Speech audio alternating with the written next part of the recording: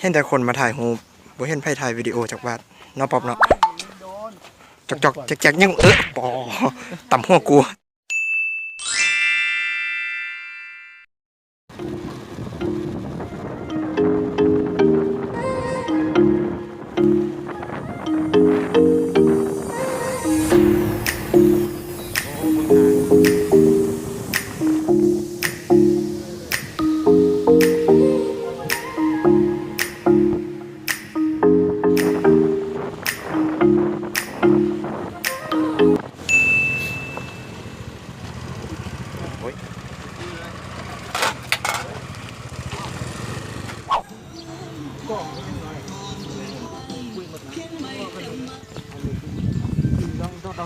เดี๋ยวถ่ายรูปก่อน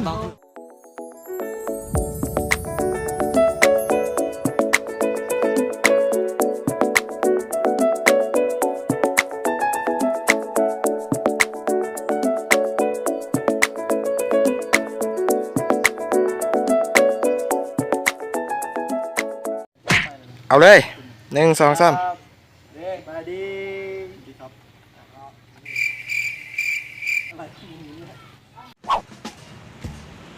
เย็ดแค่สายสกันปลายห้ามเข้าเต็มสู้ยังไหวได้แม่มึงตกน้ำลาแหละป๊อบจัดไปเอาบุกกลับมาแล้วได้สติโคมพูดว่าเป็นความมันเสียวกูแต่ทึกไทยแต่ทางกูเป็นคนไทยแล้วภาษา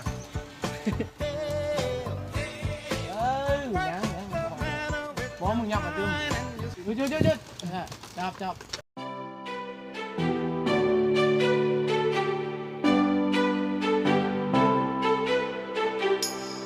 Rising up like a phoenixes, been tired of pushed underground.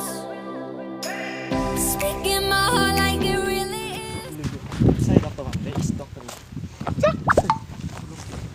ผู้ชายแมงบุคคลไทยกับย่องไม้เยี่ยเลยเว้ยไทยทุ่งหน้าแมงดีกว่าทุ่งหน้าครับว่ามันบุคือครับไทยคอนโลฟูอีกหนึ่งจังได้ถ่ายอ่ะถ่ายได้บ่ก้อนมึงลองมายืนฝั่งนี้ก็บ่นดูเหี้ยไปยกหูตัดเสียงไรกันนะเลยให้กูยืนอ่ะโอเคตัดเสียงเหี้ยเลยอ้าวกูใส่เลย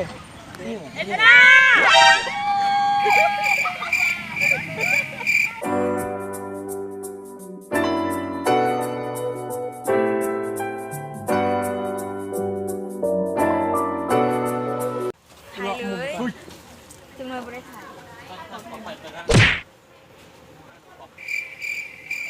ไปแม่มึงเอาแล้วกูยีทายบ้าไปสู้ย่างไก่เท่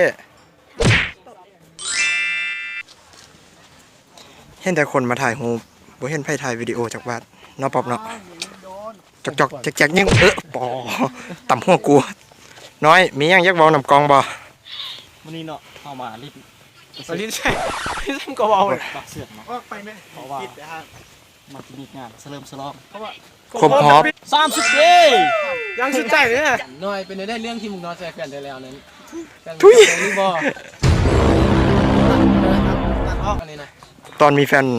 บ่ตัดออกเงินวิชาเลยร้อยส่วนออกตะเวนไปลุยไอ้น้องใส่สกันเฮา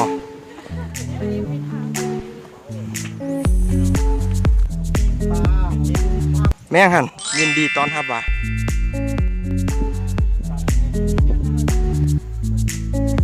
หน้า FC น่ะ FC หน้า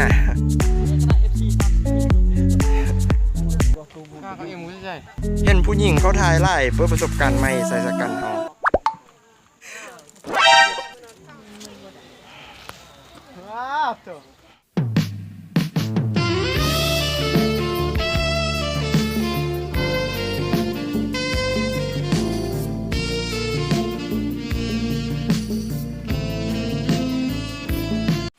โอ้จิบหายป๊อบมึงเข้าไปได้แล้วได้วะโอ้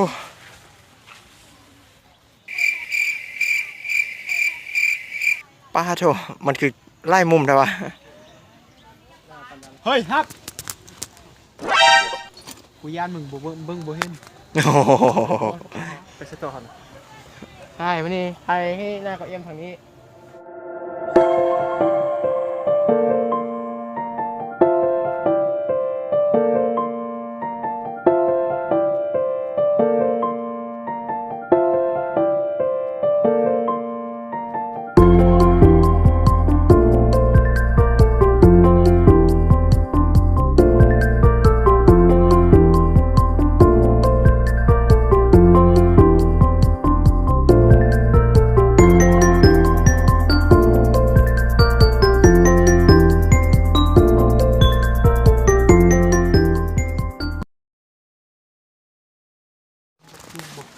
เข้าใจเนี่ยพันนี่มักน้ำนี่นะ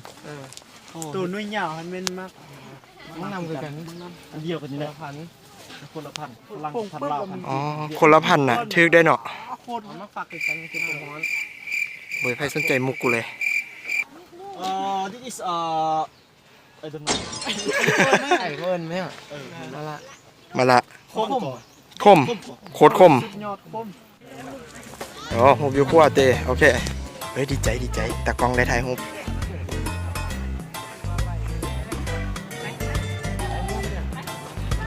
จังได้ไอ้น้องเฮาเมื่อยตีป่ะนี่ไปเฮาโก้กลับบ้าน เจอกันคลิปต่อไปกูต้องปิดกล้อง เออ